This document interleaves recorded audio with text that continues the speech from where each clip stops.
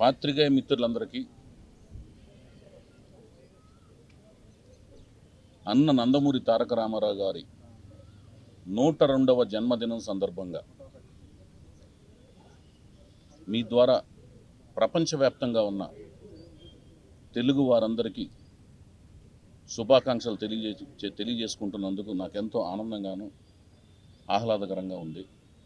అంతే ఉద్వేగంగాను ఉల్లాసంగా ఉత్సాహంగా కూడా ఉంది. ఎందుకంటే మన తెలుగు వారందరికీ ఆయన అన్నగా అవతరించారు.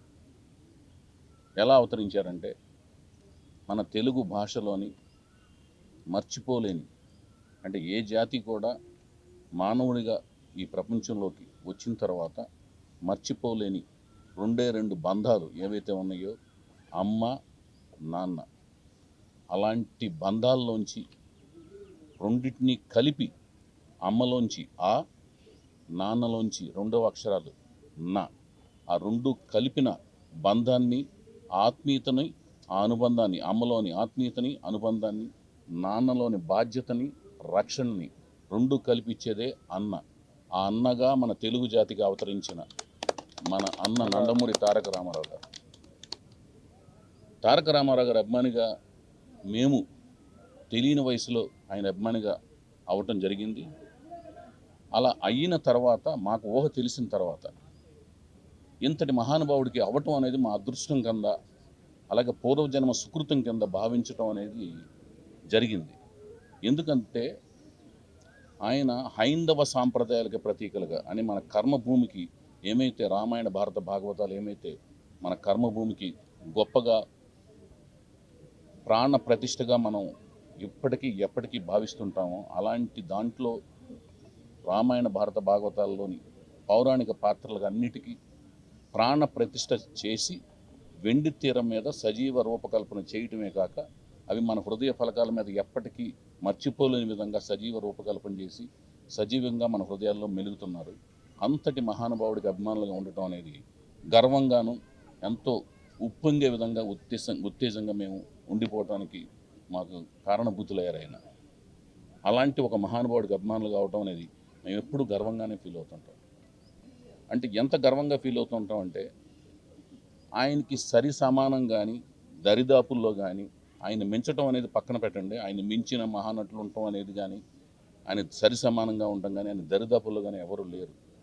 ఎప్పుడైనా ఆయనంతటా ఆయన ఒక్కడుగు పొరపాటున వెనక్కపడితే 100 అడుగులు ముందుకు వేసేవాడే కానీ, ఆయన రికార్డుల పరంగా కానీ, విజయాల పరంగా కానీ, నటన పరంగా కానీ, నటన నైపుణ్యం పరంగా కానీ, ఇలాంటి విషయాల్లో ఏ రోజు కూడా ఆయన్ని అభిమానించేవాళ్ళు, ఆయన వెనక ఉండే ఎవరైతే కేడర్ ఉంటారో ఆ కేడర్ ఉప్పొంగే విధంగా గర్వంగా కాలరెత్తుకుని సగర్వంగా తిరిగే విధంగా మమ్మల్ని అందరినీ నిలబెట్టారే కానీ, ఇలాగనమాట అలా నిలబెట్టారే కానీ మమ్మల్ని ఎప్పుడూ కూడా తల ఉంచుకునే విధంగా ఏ రోజు మమ్మల్ని ఉంచలేదు. అంటే లీడర్ని బట్టే కేడర్ అన్న పదానికి సరైన నిర్వచనం అన్న ఎన్టీఆర్ గారు. ఎందుకంటే చాలా ఇంతకుముందు ఒక క్యాప్షన్ ఉండేది, క్యాడర్ని బట్టి లీడర్, క్యాడర్లోంచి లీడర్ పుట్టుకొస్తాడు. చాలా దాన్ని నేను విభేదిస్తున్నాను. ఎందుకు విభేదిస్తున్నానంటే, ఒక అద్భుతమైన లీడర్లు దేవుడు సృష్టిస్తే వచ్చేవాళ్ళే అరుదైన లీడర్లు అన్నమాట. అన్నగారిలో కరిష్మా ఉంది. తను ఏ జాతిలో ఏ భాషలో పుట్టారో ఆ భాష మీద అత్యంత అద్భుతమైన పట్టు ఉంది. ఆ భాషను ఆయన కంఠం నుంచి వస్తుంటే శ్రావ్యమైన లయబద్ధమైన పట్టు ఉంది. ఆ భాషని అద్భుతంగా మాట్లాడగలిగిన నేర్పు నైపుణ్యం ఉంది, భాష మీద ఉంది. అలాగే ఆ కట్టు బొట్టు మీద, అంటే ఆ పంచా లాల్చి ఆ పైకండువ వేసుకుని ఆ సంప్రదాయంతో నడవగలిగే ఒక శక్తి, దాన్ని చక్కగా ప్రదర్శించగలిగిన శక్తి ఉంది. అంటే భాష ఉంది, కట్టు బొట్టు మీద నైపుణ్యం ఉంది, అదే దాని మీద మక్కువ ఉంది. ఆ తర్వాత ఆ జాతి మీద ఆత్మ గౌరవం అనేది ఉంది. మదరాసీలం కాదు, మేము తెలుగు వాళ్ళం అని ఆత్మ గౌరవం ఉంది. ఈ మూడు కలిపి ఒక మనిషి ఇలా రేరుగా ఈ ప్రపంచంలోకి వస్తారు. ఆ దేవుడు పంపించిన ఆయన అరుదైన మనుషులు వచ్చినప్పుడు ఒక జాతిలోంచి క్యాడర్ అనేది తానంతట తాను ఆయన ముందు నడుస్తుంటే ఆయన వెనక్కి కూడా చూడలేదు. కొన్ని లక్షల మంది నడిచారు. ఆ లక్షల మందిలో స్ఫూర్తి నింపాడు. ఆ స్ఫూర్తి నింపితే ఈ రోజున అనకాపల్లిలోని రిక్షాపల్లర్ నుంచి అమెరికాలోని సైంటిస్టుల దాకా, సాఫ్ట్వేర్ ఇంజనీర్ల దాకా ప్రపంచవ్యాప్తంగా ఆ స్ఫూర్తిని పొందిన వాళ్ళు రకరకాల రంగాల్లో నిండిపోయిన ఉన్నారు. కాబట్టి ఆయన ప్రారంభించిన ఆర్గనైజేషన్స్, అది పొలిటికల్ పార్టీలు అయితే కావచ్చు, సినిమా ఫీల్డ్లోని ఆర్గనైజేషన్స్ అయితే కావచ్చు, వాటిల్లో అవి సజీవంగా, అంటే వైద్యాలయాలు అయితే కావచ్చు, అవన్నీ కూడా ఆలయాల్లాగా అదే క్రమశిక్షణతో, అదే సమయపాలనతో ముందుకు కొనసాగుతున్నాయి. ఎక్కడా కూడా అందులో అరాచకాలు లేవు, అందులో కరప్షన్స్ లేకుండా కొనసాగుతున్నాయంటే ఆ మహానుభావుడి చేతుల మీదుగా ప్రారంభించబడినవనే కాబట్టి. సో అలాంటి మహానుభావుడిది పుట్టినరోజు అంటే ఒక వేడుక, ఒక ఉత్సవం లాంటిది, ఒక పండుగ లాంటిది. అలాంటి పండుగ రోజు కాబట్టి మాకు ఎంతో ఆనందంగా ఉంది. ఒక రాముడు పుట్టినట్లుగా, ఒక కృష్ణుడు పుట్టినట్లుగా, అలాగే మహానుభావులు అవతార పురుషులు పుట్టినట్లుగా జయంతి అని పేరుతో జరుపుకోవటం అనేది కూడా ఒక గొప్ప విషయంగా భావిస్తూ, ఈ రోజున మీ ద్వారా, మీ అందరి మాధ్యమాల ద్వారా మన తెలుగు వారందరికీ నేను ఇప్పుడు నేను మంచి ర్యాంక్ 1 స్టూడెంట్నైనా ఇంజనీరింగ్ చదువుతూ డిస్కంటిన్యూ చేసి ఆయన యొక్క స్ఫూర్తిని పొంది సినిమా వైపు నడిచి కథా, స్క్రీన్ ప్లే, నిర్మాత, దర్శకత్వం, ఎగ్జిబిటరు అన్నీ అయినా కూడా వైవిఎస్ చౌదరి వీడు ఎన్టీఆర్ వీరాభిమాని అని గుర్తింపబడటమే గొప్పగా చెప్పుకుంటూ తిరుగుతున్నానంటే అది నాకు చాలా ఆనందదాయకంగా ఉంది. ఆయన స్ఫూర్తితో ఇంకా ముందుకు వెళతాం. ఆ స్ఫూర్తి నాతోనే కాదు, ఇలా చాలామంది ఉన్నారు, కోట్లాది మంది ఉన్నారు.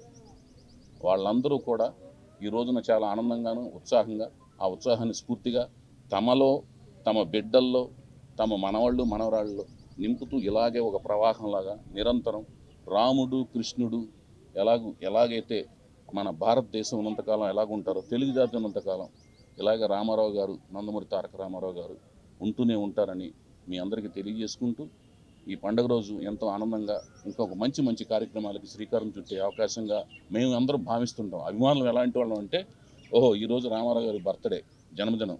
ఈ జన్మదినం రోజు ఒక మంచి కార్యక్రమాలు ప్రారంభిద్దాం. ఇది ఒక మంచి రోజు. ఈరోజు మేము తిథి చూసుకోం, ఈరోజు మళ్ళీ ఇంకొకటి మంచి రోజా చెడ్డ రోజు చూసుకోం. ఇది మాకు అద్భుతమైన రోజు అనమాట.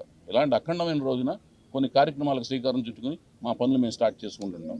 ఇలాంటి రోజున మాకు పండుగ రోజుగా భావిస్తూ, ఈ ఉత్సాహాన్ని, ఉద్వేగంతో ఒక మంచి కార్యక్రమాన్ని ప్రారంభిస్తూ, అలాగే ఇప్పుడు మళ్ళీ వచ్చే ప్రభుత్వాలు డెఫినెట్గా ఈసారి మా అందరి చిరకాల స్వప్నంగా భావించి, నేను 2003 సీతయ్య ఆడియో ఫంక్షన్లో ప్రారంభించాం. ఆ వేదిక మీద భారతరత్న కావాలి, అవార్డులు ఇవన్నీ కూడా, అవార్డులకి సిస్టంలోనే ఉంది అప్లికేషన్ పెట్టుకోవాలనేది.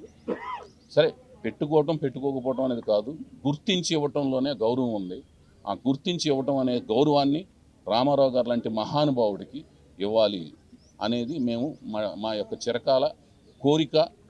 అది గౌరవం కింద, అవార్డుకే గౌరవం కింద భావిస్తూ, భారతరత్న ఈసారన్నా మాకు మన నందమూరి తారక రామారావు గారికి ఇవ్వాలని మేము మనస్ఫూర్తి కోరుకుంటున్నాం. ఆయన పేరు ముందు స్వర్గీయాన్ని తగిలించడం కూడా నాకు చాలా బాధగా ఉంటుంది.